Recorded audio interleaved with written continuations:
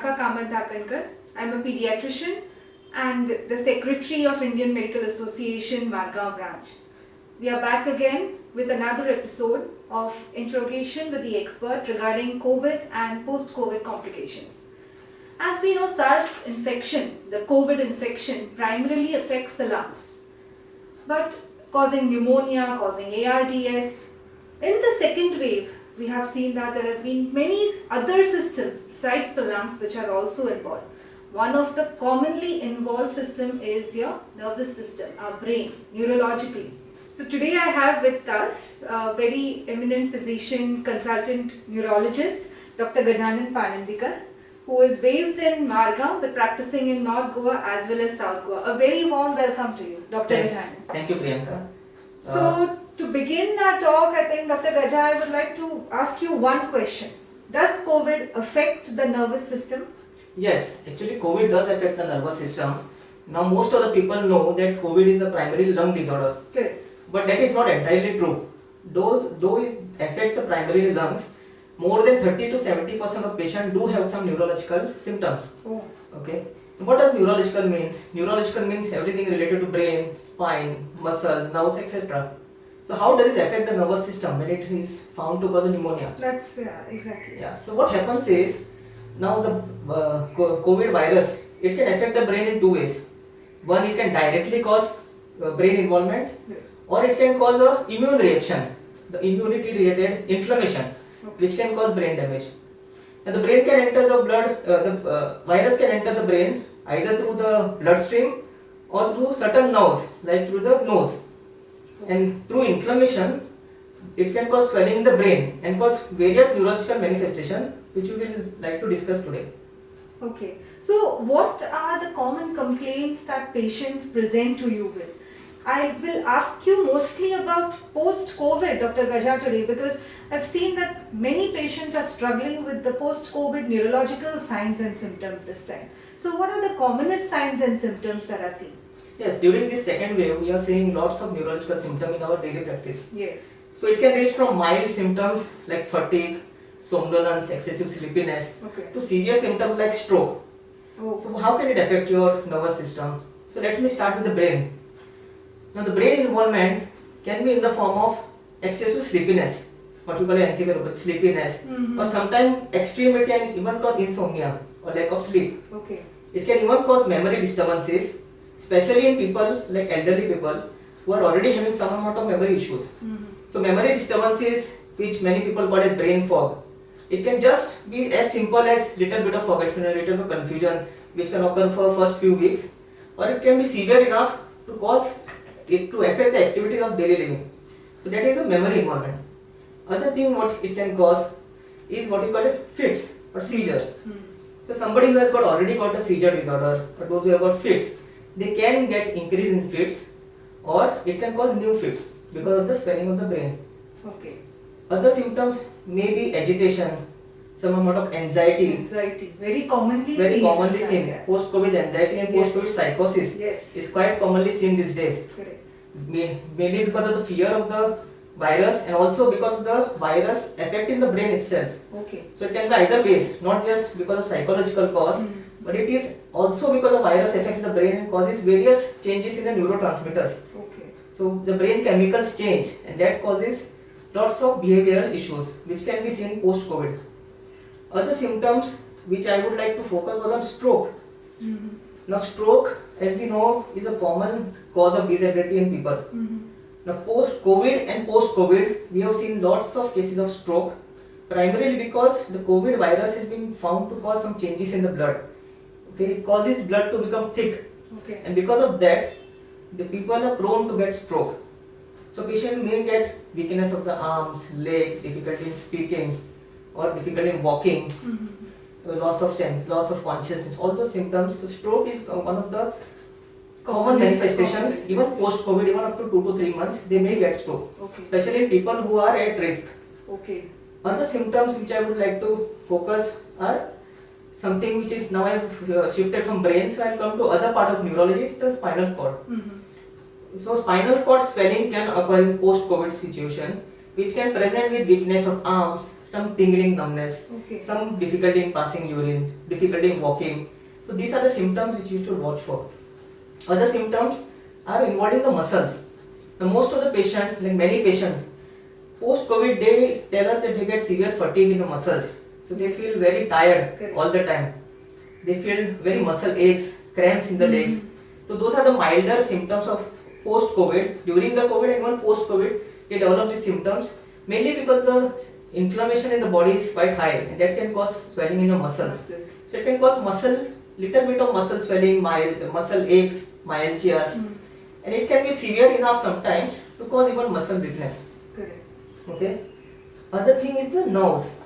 Now what can happen in COVID is COVID can cause involvement of nerves, which we call it neuropathy. It can cause some amount of nerve damage. Okay. So it can cause little bit of nerve damage, which can present with little bit of tingling, numbness, Yes. which can recover after some time, or it can be severe enough in the extreme spectrum to cause severe nerve damage. Now the severe nerve damage can be in the form of weakness of legs. Now we have seen patient post-COVID who has got swelling of nerves all across the body. Okay. Which we call as GB syndrome. GB syndrome. Yeah. Yes. So that GB syndrome affects all parts of the body. It causes difficulty in walking, difficulty in breathing, difficulty in swallowing. So that is one of the extreme severe form of nerve involvement, which are quite serious and need urgent management. Okay. So these are the most common manifestation of post-COVID and COVID-related neurological manifestation.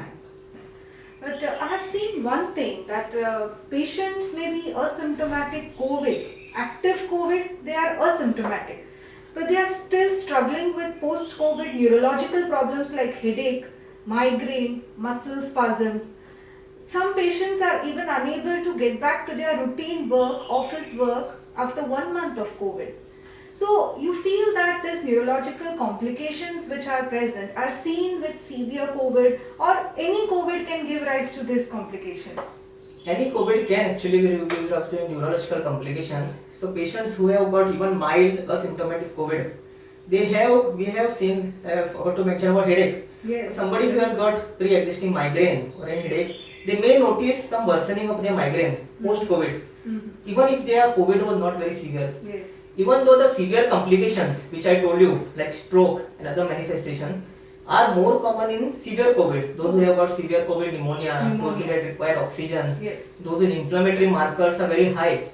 So those patients, they usually have a severe neurological manifestation. Okay. But it does not mean that somebody who has not developed any symptom of COVID, like we call it asymptomatic COVID or mild COVID fever, they may develop even severe neurological manifestation sometimes. So we have seen patients getting nerve damage in spite of not being symptomatic for COVID before. Okay. So only because of the antibody testing and other testing, or because the relative had got COVID, retrospectively we found out that they had got COVID infection, and then they developed the neurological manifestation as the primary manifestation of COVID. Okay. So this was after the infective phase it was even, over. Yeah, it was even after 2 to 4 weeks. We have seen up to 8 weeks. Okay. So even up to 8 weeks also post-COVID, some patients may get neurological symptoms, which can vary from mild to severe. So it's a variable presentation. It's Yes. not, most of the time it is a severe disease which results in severe complications. Yes. But out of the box, there may be a few possibilities where asymptomatic COVID may also present with some sort of complications Yes. in the later period. So, as we know, Dr. Gajal, that morbidity of this second pandemic, during the second wave of the COVID pandemic, it's a proven fact that obesity and diabetes have been the major risk factors which are predicting the mortality and the morbidity. Even young ones who are obese, young ones who are diabetic have got severe infection and succumb to the infection. Now, what are the risk factors which predispose a person to neurological complaints, neurological complications post-COVID? Now what can happen is, mild symptoms of COVID may occur in even younger population or even elderly who don't have any pre-morbid risk factors. Yes. But if somebody who has got maybe uncontrolled diabetes, promorbidity like diabetes which is not controlled, who has got high BP, who are having addictions like those who have smoking, those who have alcoholism, those who are obese, those who have a sedentary lifestyle, those patients, they are at higher risk of developing a severe disease. So when you have COVID or post-COVID, to prevent, if you want to prevent that, these all risk factors should be under control. Yes. Because somebody who is a diabetic, a hypertensive means high BP, Mm-hmm. a smoker, alcoholism, or somebody who is obese, or somebody who has got a previous neurological disorder, like somebody who has got a dementia, like memory problem, Correct. somebody who has got previous stroke. So all these people who are not healthy before Correct. and have all these risk factors, they are at risk of getting a neurological severe complications. Okay. Right. So, bottom line here, I would like to summarize is that please lead a healthy lifestyle.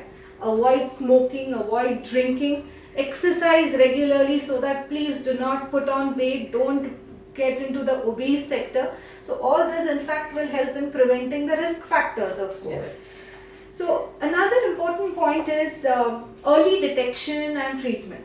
Now we have also seen that cases which were detected early of COVID, cases which were treated early of COVID, severity was controlled.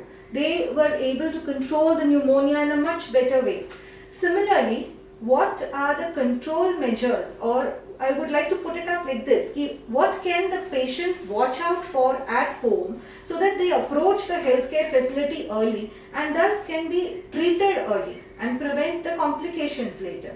Yeah, that is a very important thing which I want to discuss. So when should a person come to a doctor Correct. to seek opinion for a neurological thing? Mhm. Now as I told about the severe manifestation of COVID, now consider stroke. So what are symptoms of stroke? If somebody has got any deviation of face, difficulty in speaking, sudden onset, difficulty has got weakness of his arms, weakness of his leg, sudden difficulty in walking. Now in stroke, what we say is brain is time. So every second counts. Correct. So if these symptoms develop in somebody who has got post-COVID, or otherwise, because COVID is a risk factor of stroke, if somebody has got these symptoms suddenly, he should immediately rush to any nearby hospital. Okay. Because early treatment of this can lead to full recovery. Okay. Other symptom which I would like to tell is the nerve damage of muscle which I was speaking about. If somebody notices tingling sensation in the legs, numbness, difficulty in walking, if he cannot get up from chair, if he cannot walk, if the chappals, if they are slipping off from his foot, if he cannot hold objects, that can mean that there is some amount of nerve damage which is occurring and it has started. Okay. Now, in such cases, whenever there is nerve damage, the early treatment can reverse the symptoms fully. That's good. And the longer that you wait for the nerve damage to occur, the recovery rate will start reducing. So if the nerve damage started, so if you start getting such symptoms which I mentioned before, you have to immediately rush to a hospital, to a doctor, so that it can be treated early. Because early treatment can cause full recovery in these patients. Other symptoms like in this COVID, we are seeing a rise in mucormycosis, the black fungus. That can also cause your brain involvement. It can invade your brain. So any swelling of eyes, any difficulty in seeing, any headaches, any facial swelling, even stroke, all this can be a symptom of black fungus or mucormycosis, which can affect your brain. Okay. So earliest detection and treatment at the earliest can reverse the entire pathology and prevent severity of this complication. Yes. So that's a most important message that I think we should be telling our listeners today, that any of these signs that doctor has just mentioned, please identify the signs yourself and rush to the hospital. Don't panic. Of course, this video is basically to create awareness about what are all the possibilities that are there. No panicky attacks, but earliest detection and treatment will help in definite recovery of this patient. So, Dr. Gaja, I think towards the end I would request you to kindly give advice to our listeners today about prevention and management of this complication. So first thing is adapt a healthy lifestyle. Okay, if you are having diabetes, get it under check. Diabetes control goes a long way in preventing post-COVID neurological complication, including stroke. Get your BP regularly checked. BP should be absolutely under control. Have a good diet, a nutritious diet, and a diet which is appropriate for your condition like diabetes or BP is to be done. Also, hydration is very important, because if you stay hydrated, the complication, the muscle aches, the fatigue, somnolence, all can come down. At least exercising at least 45 minutes to 1 hour in a day. So physical activity. Now many times patients tell us that because of COVID they are unable to walk, they are getting severe fatigue, and they start adopting a lifestyle just sitting in the bed, not moving out. Correct. Now that is the wrong thing, because unless you start doing activities again at a faster rate, if you start early, the early mobilization, physical mobilization will prevent complications. Initially, it may seem difficult because you feel excessively fatigued in COVID, but if you do exercise, they release certain hormones, certain chemicals which boost your immunity. It also boosts your, it feels good. Certain hormones like endorphins, which you call it, they improve the mood also. So all this thing also prevents muscle weakness. It also prevents headaches. It also prevents the other complications. Other thing which we see like in dementia, like memory issues. So the person who has got post-COVID, they should engage themselves in some activities like reading, solving puzzles, something which will stimulate the mind. Okay. So reading puzzles, all those games, all reading a lot, that will help in improving the memory. Okay. Keep their mind Keep active. their mind active. Correct. So better than watching any TV or True. anything, just keep yourself engaged in activities which will improve your memory. So such activities they should do because it will improve the memory post-COVID. More and no smoking, no alcohol, so avoidance of such things is most important. And last, I think if you want to prevent neurological complications of COVID, better to prevent COVID itself, because once the most important prevention is better than cure. So if you don't get COVID, that would be the best. Exactly. So that's the best point. That's here. the best point, yeah. Don't get COVID, so no neurological complications at all. So COVID appropriate behavior, which Yes. everybody has been stressing so much, like wearing mask at all times, clean hygiene, and not unnecessarily going out. That will prevent all these things which we have talked about. Yes, definitely. Thank you so much, Dr. Thank you, Dr. Gajanan, Priyanka. because this information is definitely going to benefit our listeners, benefit all of us to identify the signs at the earliest, to treat the signs at the earliest and prevent the severity of the complications. And also the lifestyle changes that you have mentioned, it is going to benefit all of us. Thank you once again. Thank you, And Dr. thank Priyanka. you all the listeners. Once again, please maintain COVID appropriate behavior, sanitization, social distancing, mask, and mask that is worn properly, covering the mouth as well as the nose, because majority of the people I have seen are not wearing their masks properly. Okay, so please follow proper mask etiquette. Second thing is go ahead, get your vaccine jab, please, because that's one way you can protect yourself against COVID. Severe COVID is not seen in patients who are vaccinated. Both the doses, when you complete, yes, you are completely vaccinated, but don't let your guard down. Even though you have completed your vaccination schedule, wear your mask, maintain distancing, don't step out of the house unnecessarily.